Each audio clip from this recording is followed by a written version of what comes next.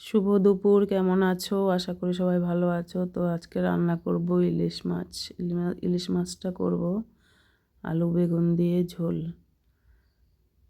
তো রান্নাটা বসিয়ে দিয়েছি, মাছের ঝোলটাও হওয়ার মধ্যেই। তো দেখো দুপুর হয়ে গেছে, রান্না তো করতেই হবে।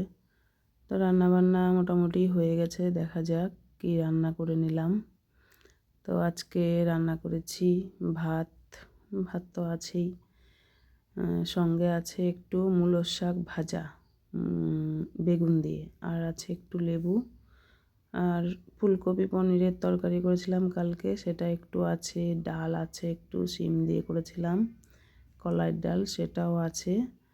আর রয়েছে পাশে ইলিশ মাছ বেগুন দিয়ে আলু দিয়ে ঝোল করেছি। তো আজকের রান্না এইটুকুই। দেখা হচ্ছে অন্য একটা ভিডিওতে। টাটা।